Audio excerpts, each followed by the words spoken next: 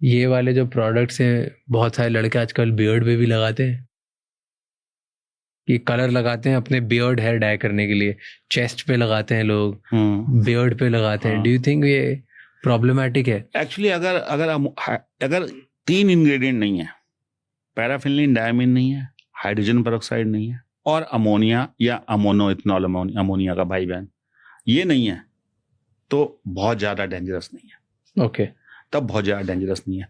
और एक बात हमें समझे कि जो भी ये सब कुछ कभी भी कोई हेयर कलर है अगर बना है तो बहुत रिसर्च के साथ बने हुए हैं और रेगुलेटरी एस्पेक्ट्स हैं उसके अंदर, उन्होंने सबने अप्रूव करा हुआ है। मैं आपको बताता हूँ, जैसे रिसेंट में ना यूरोप के अंदर एक लॉ है आया कि इवन अगर आप लिखते हो कि no ammonia, they say you can not write no ammonia, we have approved ammonia to be used for the hair coloring.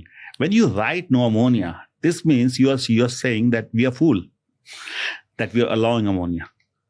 So abhi law aaya ki you cannot promote the products like this in Europe. To a certain extent they're right, but you should look forward for safer options. This is what I believe.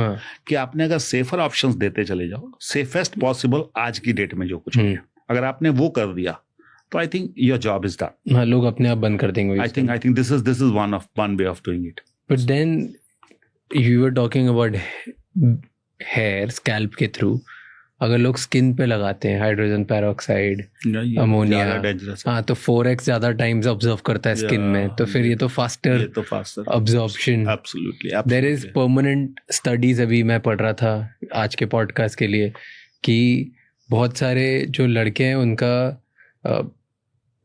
Infertility बहुत बढ़ते जा रही है, sperm count कम हो रहा है, and lot of it is related to the kind of product they are using on their skin.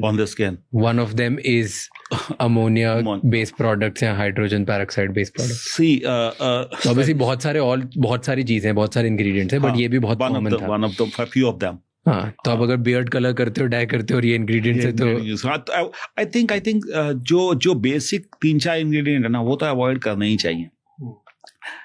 और जितने natural ingredients है ना, अगर वो use कर सकते हैं तो वो तो best है। जैसे for example, if you are allergic to hair colours, you have no other choice, you allergic to everything on the planet which the hair colour has, सब एलर्जी, सब एलर्जी, तो आपको बस हेना के लगाने के अलावा कोई चॉइस नहीं है, या हेना या फिर हर्ब्स। अब हेना और हर्ब्स के अंदर बस पिगमेंट कंटेंट बहुत कम होता है, तो it takes longer to put on your hair, so वहां पे तो ऑप्शन कोई बची ही नहीं आपके पास। तो otherwise I think if you can avoid these 3-4 ingredients which are dangerous at the moment, of course science progress कर रही है, जैसे हम लोग भी अभी लगे हुए हैं, हम लोग अभी recently we are working on one more ingredient which is far safer than what we are using the ingredients, for example, तो उससे भी safer ingredients use कर रहे हैं। और एक हम लोग अभी पेप्टाइड्स, एंटी ग्रेइंग पेप्टाइड हम चाह रहे हैं कि हम अपने हेयर कलर में जो next generation 2.0 line jail colour का, तो उसके अंदर हम लोग उस इंग्रेडिएंट को यूज करें, पेप्टाइड को, एंटी ग्रेइंग प्लस उसके साथ साथ और more safer ingredient. So this is our plan.